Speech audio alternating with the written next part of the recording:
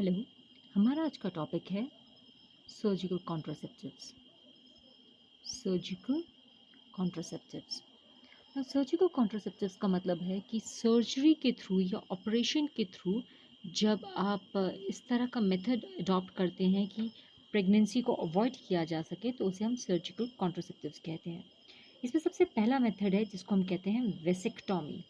जैसे कि नाम से पता चल रहा है, जब आप अ, जब आप वास डिफरेंस को वेसेक्टॉमी वेसेक्टॉमी वेसेक्टॉमी का मतलब है जब आप वास डिफरेंस को कट करके उसे टाई कर देते हैं तो उसे वेसेक्टॉमी कहा जाता है। यानी कि वास डिफरेंस का cutting and tying of vas deferens, this is called vasectomy.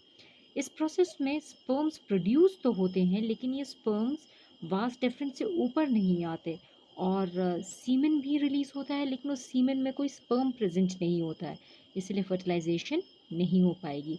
So vasectomy एक बहुत ही सेफ प्रोसेस है for for for method as a method of contraceptive. इसे रिवर्स भी किया जा सकता है, हालांकि इसका रिवर्सिबल का सक्सेस रेट बहुत कम है। The other kind of surgical contraceptive is known as tubectomy. जैसे कि आपको नाम से पता चल रहा है, ट्यूब यानी कि फेलोपियन ट्यूब को कट करना और उसको टाई कर देना, दैट इज़ कॉल्ड ट्यूबेक्टॉमी। ये फीमेल्स में होता है। इसमें फेलोपियन ट्यूब्स को कट करके टाई कर दिया जाता है। इस प्रोसेस में ओवरीज बिल्कुल परफेक्ट होती हैं, ओवरीज एग रिलीज़ करेंगी, वो अपना हार्मोन रिलीज़ करेंगी, कोई प्रॉब्लम नहीं है। लेकिन ये एग यहीं पे रुका रहेगा, इसके साथ स्पर्म कभी नहीं आ पाएगा। स्पर्म इसके साथ क्योंकि फ्यूज़ नहीं हो पाएगा, इसलिए इसमें फर्टिलाइजेशन नहीं होगी और बेबी नहीं बनेगा। ये भी एक सेफ प्रोसेस है। तो ओनली प्रॉब्लम इज़ कि ये रिवर्सिबल नहीं हो पाता है, इसके रिवर्स होने के चांसेस बहुत कम होते हैं। तो ये एक almost permanent method of contraceptive है। नाउ, ओवर पॉपुलेशन की अगर हम बात करें, अगर लोग कॉन्ट्रासेप्टिव्स का इस्तेमाल ना करें और बहुत सारे बेबीज़ प्रोड्यूस करें तो उसका नुकसान बहुत होता है। फॉर एग्ज़ाम्पल, अगर पॉपुलेशन बहुत ज़्यादा हो तो मेडिकल फैसिलिटीज़ सबको अच्छी नहीं मिलती। और ओवर पॉपुलेशन का कारण क्या है, what is the reason for over population? सबसे पहले, आजकल हमारी कंट्री में मेडिकल फैसिलिटीज़ इतनी अच्छी हैं कि डेथ रेट काफ़ी कम हो गया है। यानी लोग अब इतना नहीं मरते जितना पहले डिजीज़ेस के कारण मर जाते थे। Second, decline in death rate. Medical facility के अच्छे होने की वजह से डेथ रेट काफ़ी कम हो गया है। Lack of family planning. ज़्यादातर लोग मैरिज के बाद फैमिली प्लानिंग नहीं करते हैं। They don't decide how many children they want और and when do they want children. उन्हें बच्चे कब चाहिए और कितने चाहिए, ये प्लानिंग नहीं होती है। और इमिग्रेशन। इमिग्रेशन का मतलब है किसी दूसरी कंट्री से आपकी कंट्री में लोग आ जाएं, this process is called immigration. और जब पॉपुलेशन बहुत ज़्यादा बढ़ जाती है तो हमारे रिसोर्सेज पे बहुत नुकसान होता है। आप देख सकते हैं यहाँ पर कि यहाँ पे कितनी भीड़ है, और अगर पॉपुलेशन बढ़ जाए तो बहुत सारे लोगों को खाना नहीं मिलता है, रिसोर्सेज कम हो जाते हैं।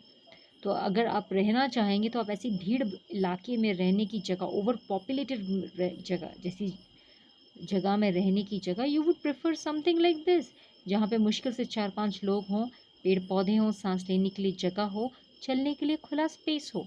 तो ये तब मुमकिन है अगर पॉपुलेशन हमारी कंट्रोल में हो। If we control population, if we control the number of individual, तो रिसोर्सेज पे कम असर पड़ता है, सबको काफ़ी मिलता है, जिसके वजह से एक अच्छी और एक हेल्दी लाइफ जीने में आसानी होती है। ओवर पॉपुलेशन का अगर हम नुकसान डिस्कस करें, तो अगर ओवर पॉपुलेशन होता है तो ज़्यादा लोगों को खाना खिलाना पड़ता है, पॉइंट वन। पॉइंट टू, क्योंकि बहुत सारे लोगों में रिसोर्सेज बंट जाते हैं, खाना बढ़ जाता है, कपड़े बढ़ जाते हैं, तो स्टैंडर्ड ऑफ लिविंग कम हो जाता है, कम में काम चलाना पड़ता है। ओवर पॉपुलेशन की वजह से पॉवर्टी यानी गरीबी बढ़ती है। एक फैमिली में अगर 10 लोग होंगे तो उन 10 लोगों के लिए खाना, फूड, क्लोथ्स, रहना और बाकी रिसोर्सेज को प्रोवाइड करने के लिए ज़्यादा पैसे लगते हैं, जिसकी वजह से इंसान के पास पैसे कम रहते हैं, और घर में अगर कमाने वाला एक हो तो घर में पॉवर्टी आ जाती है यानी गरीबी आ जाती है। ओवर क्राउडेड सिटीज़, जितना ज़्यादा पॉपुलेशन बढ़ेगा शहर में, क्राउड उतना ज़्यादा होगा, शहर उतना भर जाएगा। अगर कहीं पर बहुत सारे लोग होंगे तो वहाँ पे बीमारियाँ फैलने की चांसेस भी बहुत सारे हैं।